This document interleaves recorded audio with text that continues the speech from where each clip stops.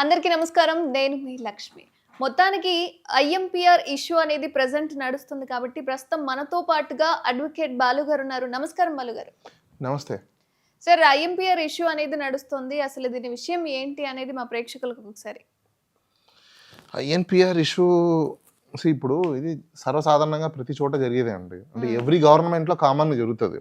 ఎట్లా అంటే ఇప్పుడు మీకు మీడియా సంబంధించిన హౌసెస్ ఏవైతే ఉన్నాయో, శాటిలైట్ మీడియాకి సంబంధించిన హౌసెస్ కావచ్చు, దాంట్లో యూట్యూబ్ ఛానల్స్ కావచ్చు, లేకపోతే సోషల్ మీడియా నెట్వర్క్స్ కావచ్చు, ఇవన్నీ కూడా మార్కెటింగ్ అనే పేరుతోనో పబ్లిసిటీ అనే పేరుతోనో గవర్నమెంట్ అఫీషియల్గా వాళ్ళ గవర్నమెంట్లో ఉన్న ఛానల్స్ ఏవైతే ఉంటాయో వాళ్ళందరికీ యాడ్స్ ఇస్తుంది.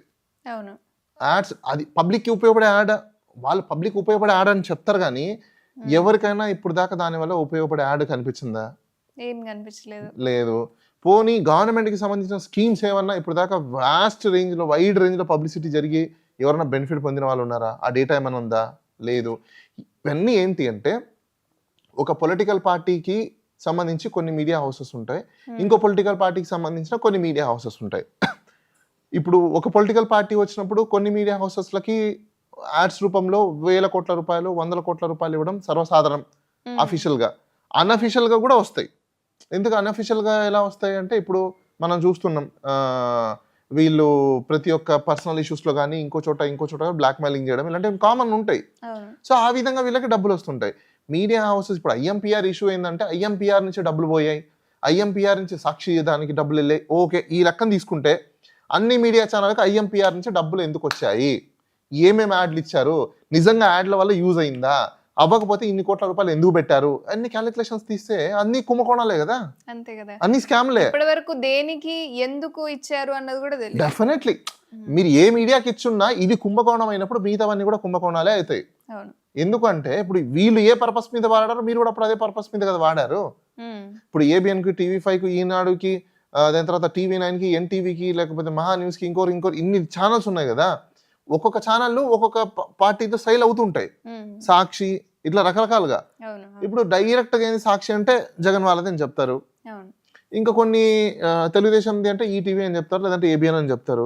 ఇట్లా రకరకాలుగా ఏంటంటే కొన్ని ఛానళ్ళు వాళ్ళ భుజాలను వేసుకునేసి ఆ పార్టీల యొక్క అంశాలకు సంబంధించినవి అన్ని గవర్నమెంట్స్ ఉన్నప్పుడు వాళ్ళకి యాంటీ గవర్నమెంట్స్ కింద చేసి వాళ్ళు పబ్లిక్ అవేర్నెస్ అని చెప్తారు. చేసినప్పుడు ఆ గవర్నమెంట్ వచ్చాక వీళ్ళకి సంబంధించిన వాళ్ళని ఖచ్చితంగా వాళ్ళు దాంట్లో పెట్టడం జరుగుతుంది, ఇన్వాల్వ్ అవుతారు, యాక్టివిటీస్లో ఇన్వాల్వ్ అవుతారు.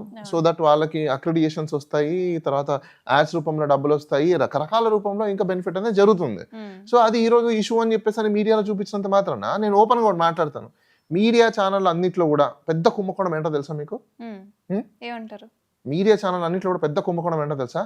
మీడియా ఛానల్లో బహిర్గంగా ఎవరైనా సరే, నేను ఛాలెంజ్ చేస్తున్నా, ఎంతమంది ఎంప్లాయీస్ ఉన్నారు, గ్రాస్ రూట్లో ఉన్న రిపోర్టర్తో సహా ఎంతమందికి మీరు శాలరీలు ఇస్తున్నారు, ఎంతమందికి మీరు ఈఎస్ఐలు కడుతున్నారు, ఎంతమందికి మీరు పిఎఫ్లు కడుతున్నారు, ఎంతమంది మీ దగ్గర కాంట్రాక్ట్ బేసిస్లో పనిచేసే వాళ్ళు ఉన్నారు. అంటే ఫీడింగ్ ఇచ్చి మీరు సాటిలైట్ ఛానల్ ఇప్పుడు మైక్ ఇస్తారు, ఒక ఏరియాలో ఒకరికి మైక్ ఇస్తారు, ఆ దగ్గర నుంచి డబ్బులు తీసుకుంటారు, నెలకింత అని డబ్బులు ఇవ్వాలి, నెలకింత యాడ్స్ అని ఇవ్వాలి. ఇదంతా బిజినెస్ కదా. ఫోర్త్ ఎస్టేట్ అనేది బిజినెస్ చేయకూడదు యాక్చువల్ చెప్పాలంటే, కానీ మరి బిజినెస్ చేస్తున్నారు కదా. బట్ ఇది కామన్ అయిపోయింది కదా ఇప్పుడు ఫోర్త్ ఎస్టేట్ అనేది. మరి అదేనండి నేను అంటున్నాను, మీరు చేసేది ఇల్లీగల్ కానీ చెప్పేదేమో నీతి వాక్యాలు, చేసే పనులేమో ఇల్లీగల్, చేయకూడదు. అవును, మీకు ఇంకో పెద్ద బిగ్ స్కామ్ చెప్పినా నేను, మీరు ఏ ప్రెస్ క్లబ్కైనా వెళ్ళండి, నేను కావాలంటే ప్రూవ్ చేస్తా. నేను అదే పనిగా పెట్టి కూడా నేను వీడియో షూట్ చేసి కూడా బయటకి ఇస్తా కావాలంటే. మీరు ఏ ప్రెస్ ఎక్కడైనా కూడా ప్రెస్ క్లబ్లోకి వెళ్తే అక్కడ మీరు ఏదైనా ఒక ప్రెస్ రిలీజ్ చేయాలి అని అనుకుంటే అక్కడికి వచ్చే ప్రతి రిపోర్టర్కి మీరు మినిమం టు మినిమం 1000 రూపాయలు 2000 రూపాయలు లేని వాళ్ళు న్యూస్ రాయరు, ఆ వీడియోని పంపించరు కూడా.